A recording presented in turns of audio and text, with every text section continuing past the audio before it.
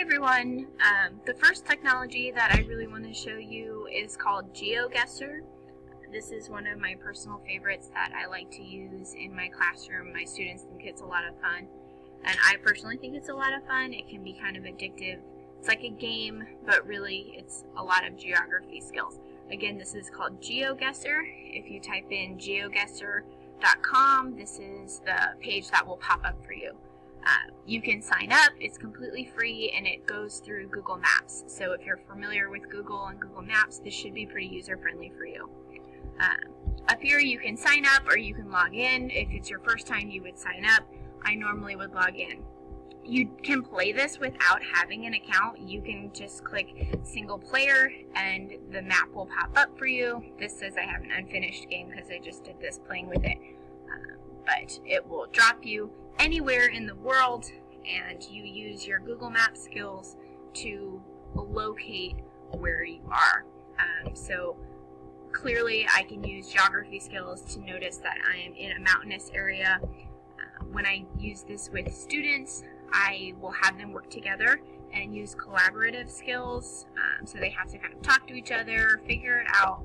This one's kind of tricky because I can't even find a road here. Okay?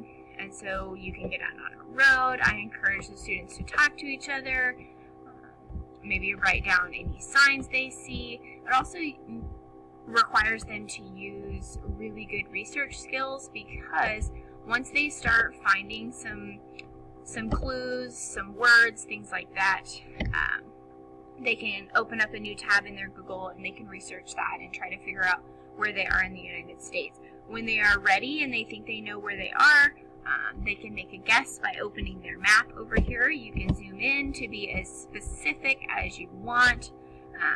I didn't really go into this, so I'm just going to click somewhere randomly. I can click make a guess, and this screen pops up to show you, and I really wasn't too far off here, how far you were, and you get more points for being closer, things like that. So this is what it looks like when you do not have an account. You just click to start the challenge and you go.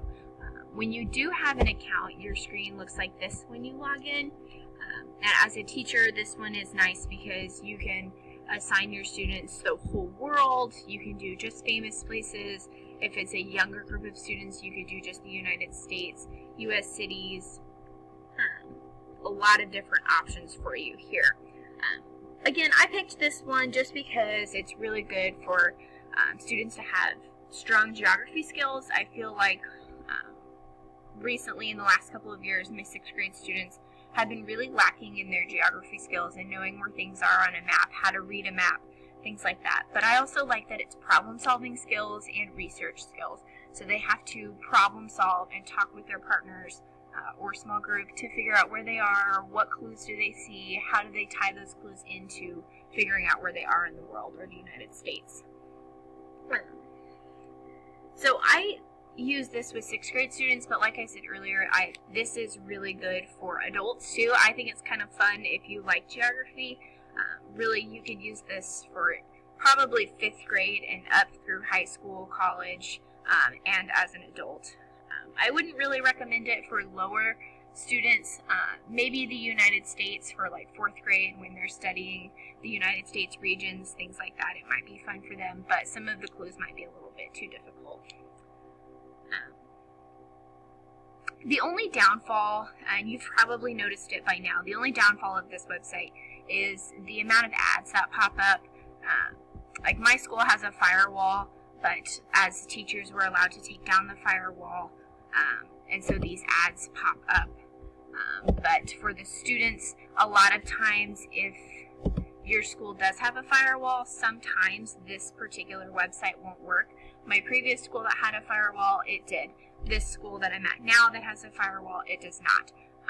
So I have to go around and sign in to take it down for my students. But overall, I think it's a fantastic technology that I use. A lot of times I use it as a reward.